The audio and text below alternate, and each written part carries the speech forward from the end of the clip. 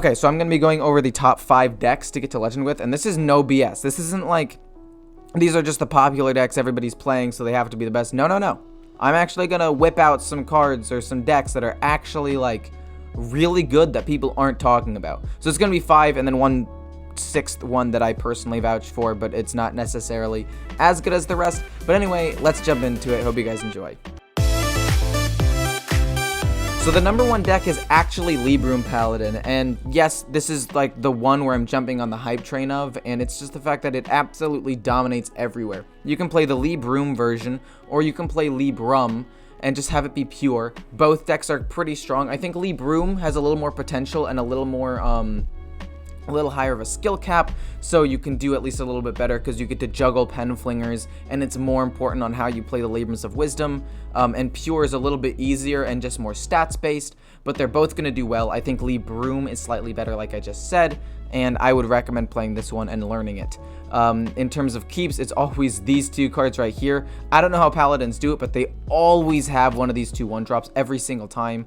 Hand of Adal, Librum of Wisdom only if you have the Elder Attendant, and then any cards that give you draw. Also, McGurgle Prime to get the Prime into your deck.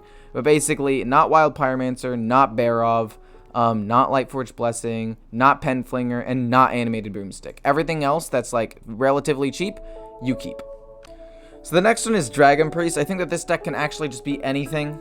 I really do. If you play it well and if you get lucky with some of your rolls and you can make use of an opponent's powerful turn by playing Murzond, like just being able to copy the opponent's Galakrond and then have a Galakrond to get you through the late game after already stabilizing early and mid game with like good removal and resource generation, being able to close it out with an opponent's great card or, you know, any number of 1-cost spells that generate you a crap load of stuff is just gonna make this deck unstoppable. It really is. It's so strong, not to mention the fact that sometimes you can get really good raised deads off on, say, like a Kobold Spellkin. You can get multiple of those, generate enough spells to just like win the game. It's so strong. I think it's a little bit slow, it's not everybody's playstyle, and it does take a little while to learn, but if you take the time to actually learn this deck, I think this is a top 3 deck. The third deck is close and a lot simpler, so I'm just throwing that out there. I just think that if mastered, Dragon Priest will be better than this one. But let's jump into number 3. So number 3 is Soul Demon Hunter. Obviously, it's a deck a lot of people have been using to climb recently, and personally, I think it's a very, very, very powerful deck. Do I think it's perfect? The more I've played against it and the more I've played as it, I think the answer is no. And the reason is it kind of gets countered by a lot of things in the meta right now, which is basically just Paladin can kind of just outvalue it. Priest and Warrior can kind of just out-heal it. But even despite that, this deck has enough damage and enough pressure to even beat the bad matchups sometimes if they even have a slightly bad start. So honestly, I would recommend playing this deck if you want a pretty cheap deck that's simple to play. What you want to do is you usually want to trade with what minions you have on the board and just slam them in the face with your weapons. Just, you know, just slam them for like 9+ damage a turn, because that's balance, and basically you just slowly win the game. You have so much burst damage, it's ridiculous. And then worst case scenario, if you're into a deck that like can't deal with wide boards very well, like Mage nowadays, Rogue all the time, Hunter if you make it to turn 7, dropping Sociologist can win games into a number of matchups. So I would recommend playing this deck if you want a simple deck that's very, very powerful, but I do think the skill cap is a little bit lower than the other decks, which means that like its potential, rather than being way up here like some of the other ones, is down here a little bit, but its skill floor is like here, whereas everything else is here. So just the range of how good this deck can be is narrower, but still very, very good. So next we have Control Warrior. I think this is better than Bomb Warrior. I think it's better than OTK Warrior, although the OTK build is very similar. And I think that it is better than Enrage Warrior.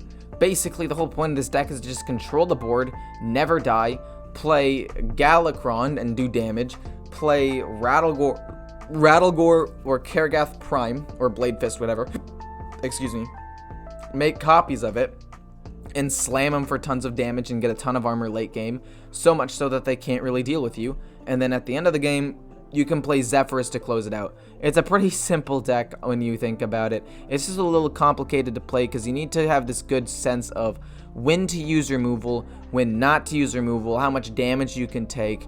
And then one other thing is, if you don't like one of the cards, if you want to put in another Battle Rage or Athletic Studies, you can take out an Acidic Swamp Ooze. Actually, I'm probably going to do that right now, high key. There just aren't that many Demon Hunters or Warriors in the meta that like run weapons.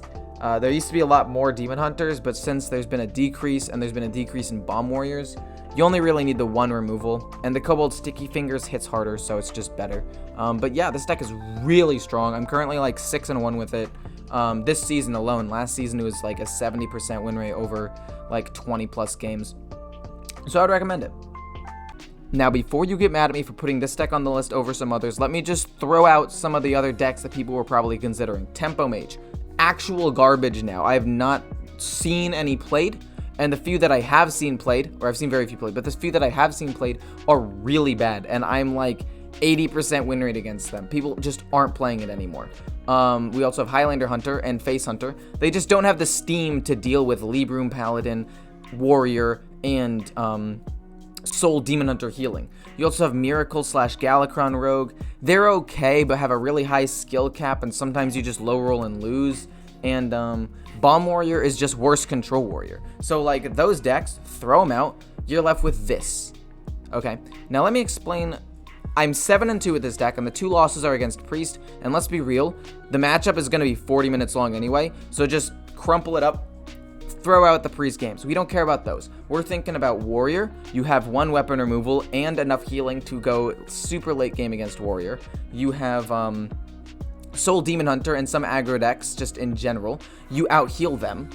And again, some weapon removal, and if you generate one of the freeze spells like Frost Shock, which is right here, you can generate some Frost Shocks off of Marsh Spawn or the Fireheart. You can slow them down a little bit, and then you got Devolving Missiles for big pumped guys from Paladin, and Rattlegore and big minions from Warrior. This deck has really good responses to everything. It basically just never dies.